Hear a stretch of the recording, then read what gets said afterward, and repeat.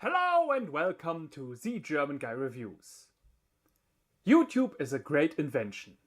The internet really in general is. People who would have never had anything to do with media or filmmaking can do and say whatever they want for everyone to see. The downside of that is that people who would have never have gotten into filmmaking can do and say whatever they want for everyone to see. Which brings me to the German comedy YouTube channel Fresh Torge. Now, I may have sounded in this introduction like I don't like this person, but nothing of the sort is true. I even watched a couple of his videos back in my earliest YouTube days, and my very first YouTube channel that I had is still subscribed to him. The problem these days is that I have around 100 YouTube channels in my list and only the time to watch a couple of videos here and there, and then I am gone for another few weeks or a whole month. You can't keep me to just one channel, babe. I must be free. Like the wind. In 2015, a bunch of prominent German internet celebs came together and decided to make a movie. And when I say prominent, I mean that I feel like Brian at the Teen Choice Awards. Selena Gomez, I tell you, every year I recognize fewer and fewer names. Lombard Montague, Grace McLady, Andy Colorado. The film was shot at Mr. Fresh's old school and is often described as a spoof film similar to another comedy franchise called Fuck You Goethe, where a small-time criminal has to take a job at a high school in order to dig out the loot from his latest heist. Problem is, his class consists of the dumbest shit kids you see on afternoon TV. Anyway, the movie, the one we are talking about, received support by Otto Walkes, a big name in the German comedy scene, and who also made one of the cartoons from which I use a clip from for my intro. Also, there were a number of other famous actors who all thought, well, let's get on this interwebs wagon before we get out of touch completely. And then, just a short time later, with promotion from YouTubers everywhere, opening in over 500 cinemas and countless of excited fans waiting, the movie received the worst IMDb score ever recorded. Holy cow, what the hell happened? Well, let's find out. This is potato salad. Don't ask.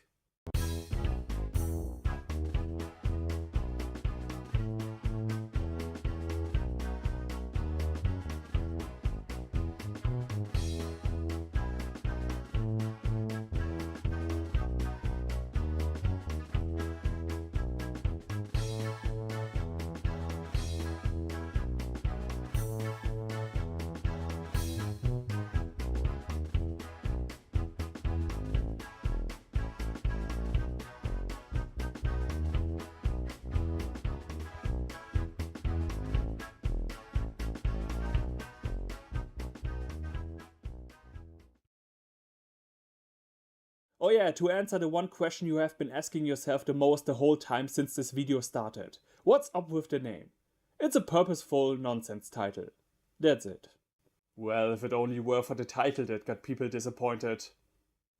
After the studio logos are out of the way, we begin the movie with a bit of text, informing us that this story is based on a true salad. To protect the identity of the survivors, the recipe was changed. That's it! I've come up with a new recipe for the witness protection program. We see a young woman who may or may not be a YouTube star, again with the exception of our main character, I don't know any of these people, that is running around in the zombie apocalypse. And unlike a million, billion, trillion other horror movie idiots, she remembers that she actually has a phone and could call the police. Which brings us to Otto Walkes himself, playing a police officer who interrupts an execution, but only to hear how the hordes are already right behind the young lady. We go back in time, 1 week before the breakout. Fresh Torge playing a boy named Leo Weiss, preparing for school. On his way to his destination, everybody in the neighborhood tries to murder him with plans. Since the Green Party won the last election, a lot of extremists felt the need to commit hate crimes against meat eaters. At the school, which is not Fresh Torge's real school but another one, the pupils have to listen to a lecture about sex. And I just love this one dude who just killed himself in the middle of the classroom and is just left to hang there. Like, Who was he? How long has he been there? When did the students start to ignore it? Did he just stand up in the middle of a test or something saying, "I'm done with this shit"? What were the initial reactions? There's a dead body in the classroom! Am I the only one who is concerned by this? Anyhow, during the lecture where the teacher uses a brilliant analogy, Leo gets into trouble after he said a naughty word in class. He is forced immediately afterwards to meet up with the principal in his office, who is a demon. Und das P-Wort durch die Klasse gerufen hat. Es geht nicht um das dämliche P-Wort. Leo ist ein Loser, eine Blamage für unsere schöne Schule. The consequence of this whole ordeal is that he has to leave the school, and we see how much this pains the other students.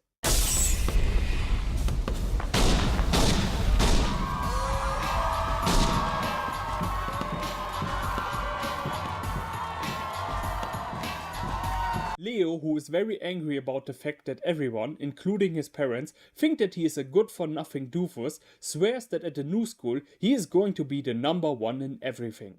But that goes as well as you expected. First he has a not-so-diplomatic encounter with a girl, and then he has to deal with the school secretary dragon. Finally, he receives a welcome by his over-enthusiastic teacher, and why the fuck is there another dead teenager? I know we Germans like to imitate the Americans in a lot of things, but maybe not all of the things. Thank God I left school before the entire thing became a shooting range. Anyway, that is followed up by this scene. So, und alle Mädchen, die heute wegen ihrer Tage nicht am Unterricht teilnehmen können, bitte alle mal rüber auf die Tribüne.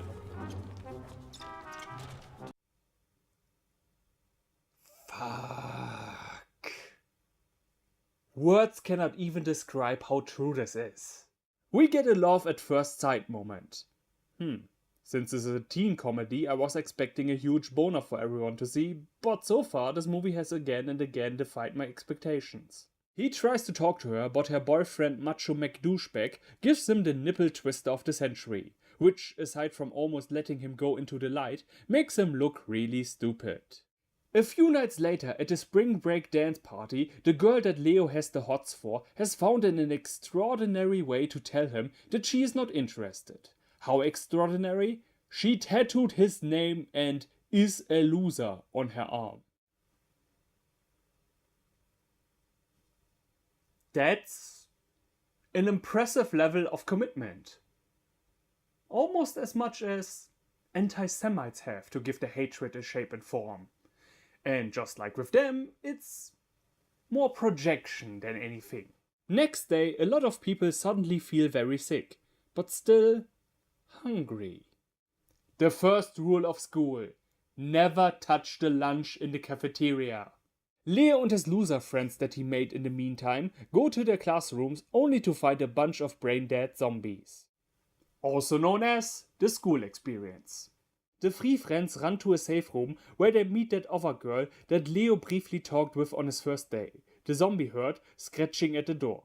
They call the police, who actually arrives this time but gets lazy and decides to have a beach party in front of the school.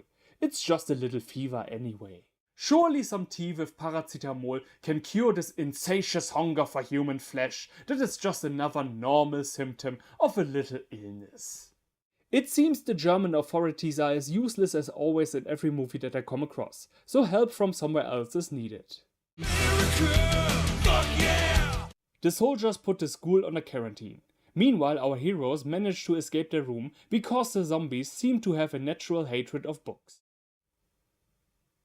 You all know what I was going to say, so let's pretend that I already said it and move on. To avoid the zombies, they use a dating app that has a built-in radar for everyone else that has the same app too. Now, I read a critique saying that this movie is a blatant commercial for this particular app. No, silly head, that is a clever use of the function of a thing that exists in the real world. You wanna see how a blatant commercial in a movie looks like? Get your Hanes on, lace up your Nikes, grab your Wheaties and your Gatorade, and we'll pick up a Big Mac on the way to the ballpark. And besides, I heavily doubt that they got any money for this. Be that as it may, things start to get hairy as the media arrives. But our beloved and all-knowing Chancellor is at the scene to tell everyone that everything is gonna be A-okay. Hear he, let it be known in all of the lands, the woman that always stands in the eye of the storm has spoken. But no further questions! Back to our group of nerds who managed to find other survivors, the school bitch and her boyfriend, and Hector Salamander, their philosophy teacher, and main character of this bizarre Breaking Bad spin-off. Well, there are fan theories out there who say that Breaking Bad is the prequel to The Walking Dead, and with the kind of school that we have been introduced with earlier, I can kind of see how this entire school is on meth. He wants to tell them who's responsible for this outbreak, but of course he can only answer yes or no questions with his bell, which leads to some more silliness. They eventually give up and put on zombie makeup to make an escape attempt, but because one of them was too dumb to turn off his phone, they get uncovered. Leo slips on a banana peel, the oldest enemy of all jokesters, and gets dragged into the undead crowd, while the rest hide in the toilet stalls. We get a tearjerk moment that isn't really played serious because obviously they are not gonna kill the main character. No, instead they find Leo a short while later teaching the zombies how to dance the Thriller. See that, all you undead boys and girls, you can do whatever you want. You don't have to be a slave to your addiction. Follow your dreams, not the brain. And just putting this out there, but yeah, this is totally what I would do if I had a class full of undead people. It is revealed that the zombies never wanted to eat them, they were just really hungry and really stupid. Leo tells them that if anyone actually had bothered to talk to them and teach them some stuff, they would have noticed that the zombies' intelligence slowly increases after a while. Or to put it in his words, if you just always run away from them screaming, of course they are gonna think, oh hey, I'm a mindless monster. That's an excellent point. Which zombies have I treated unfairly in my life? Left 4 Dead, Resident Evil, maybe these are all great on people. You know what? I'm gonna set things right now. Oh god, mistake! Huge mistake! They teach them how to end their confusion and they later explain to the police what happened. However, there's still one mystery to solve. Who gave all those teens the virus to begin with? But because the official institutions are full of idiots, they don't give Salamander yes or no questions and get frustrated and throw him out. All of these events had the nice side effect that Leo became the most important person to ever have lived in the universe, as the little montage with a nice little punk song about zombies shows us. However, we get a surprise twist. The person that was responsible for the outbreak was Leo all along. He knew that the substance he put into the drinks at the spring ball wasn't deadly or irreversible. His father is a chemist, and so he had all the resources he needed. His motivation was that he had enough of being a loser all the time, and so he created the virus to become the hero. And to avoid the law, he put the blame on his old principal who got him thrown out of school and who treated him horrible for years. And this works not 100%. For one thing, I heard that his father was a chemist just now. Or is it just because he looks kinda like Walter White that we were to draw that connection? Also, there was no indication that Leo was secretly a genius. After that is over, oh, you know what, I let our hero explain. Und wenn du auch das gleiche Problem hast, wie ich es hatte, mach es so wie ich. Vergifte deine Mitschüler mit einem Medikament und dann... Nee, das kann ich doch wirklich nicht sagen. Nee. Aber was ich sagen kann ist, glaub an dich. Sei du selbst und vor allem, lass dich von niemandem abstempeln. Und stempel du auch keine anderen ab. Versteht sich. And I am absolutely behind that. Not that believe in yourself and be nice to others crap, but poison your classmates, always. And that was Potato Salad, Don't Ask. And quite honestly, what's wrong with you people? That shit is funny. I watched a bit of Fresh Torge in preparation for this, and the humor is in no way different than it is on his channel. The movie is in essence an hour-long YouTube sketch as a movie. You know, stuff that usually would come out over the course of 3 to 4 months as a 5-part series. I read a few newspaper pieces to see what problems people have with this film. Mostly they were neutral or a fair amount of criticism. But one in particular stood out among the rest, and that was a post by Vice. Vice. The most honest and profound voice of journalism that exists on the web. The newspaper that asked the question, what if we put up satirical articles, but like meant them seriously.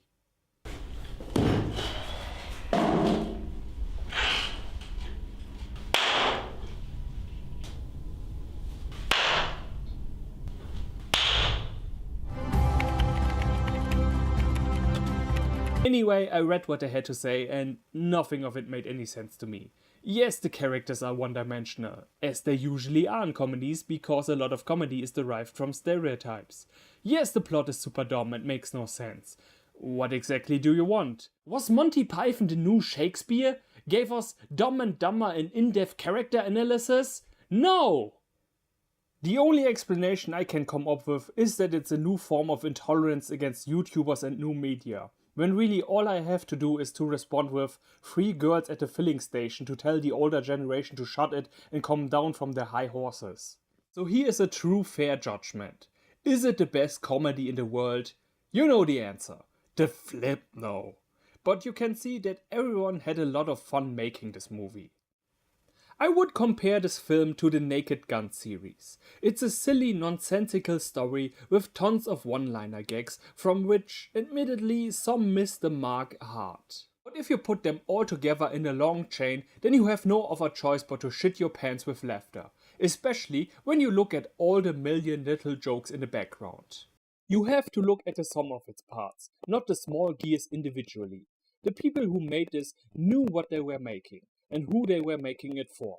And it's not like there are only flat jokes, there are some genuine clever gags. Fucking girls still get a D+ in sports while I had to work hard for it. It's definitely not gonna be a comedic classic, and it could have just as easily been uploaded as an anniversary movie of sorts between all the various content creators, like Channel Awesome did once. All the hate it is getting is really unjustified and still puzzling.